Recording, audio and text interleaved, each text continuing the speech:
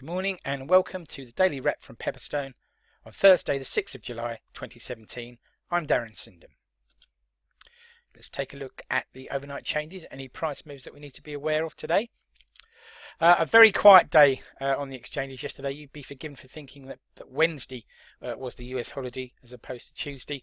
I'm really just going to point to two things. Firstly, the change in dollar rand, the rand weakening further, 1.4% the move yesterday. That really stands out on a day that was very quiet elsewhere. The other thing that strikes me is this move here, or rather the lack of one in South Korean won versus the dollar. No change there, or at least no discernible change at two decimal places.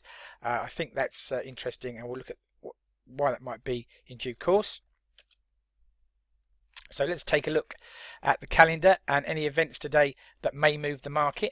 Let's try and zoom in here so we can get a better view. Right, there we go.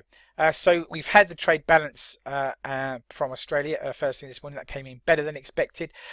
And for the rest of the trading day, we'll start with central bank speak again, Pre speaking around 10 o'clock GMT, so that's something to watch out for there. Obviously, any comments from the ECB about interest rate policy are to be noted.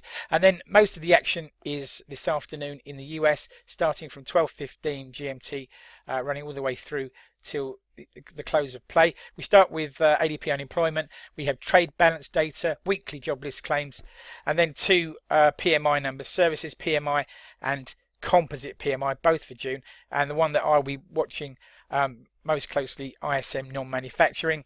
And then later tonight, two FOMC, or two Fed members speaking, I should say. First of all, the FOMC's Powell will be speaking at 2 o'clock GMT, 3 o'clock London time. And then for the night owls amongst us, the Fed's Stanley Fisher will speak at around 23:30 GMT tonight. So if you are up late, there's something to be watching in the markets tonight. Okay, let's take a look at the breaking news and comment that's caught my eye. So as we noted, Australia's May trade surplus data comes in ahead of forecast at Aussie 2.47 billion, and that was boosted by rising commodity exports, so I suggest that's good news for Australia overall. The US exerts pressure on China over North Korea, saying that China's trade relationships could suffer because of North Korea's actions. Staying with trade, a trade deal between the EU and Japan will be presented in Brussels this morning ahead of the G20 summit. And lastly, but by no means least, the FOMC minutes revealed last night that there are divided opinions in the Fed on the timing of US interest rate rises and the planned reduction in the Fed's balance sheet. So a bit of discord there at the Federal Reserve. Okay, so we talked about North Korea earlier.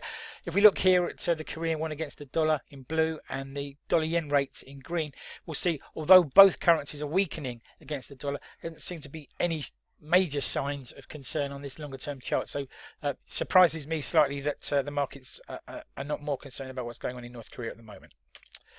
Right, food for thought, something to take away with you into the trading day and beyond. Today, I want to think about the ECB, and I've written this. Despite recent comments from the ECB and the feeling in the markets that Europe has turned a corner, real challenges remained, and that's particularly true around unemployment levels in the bloc.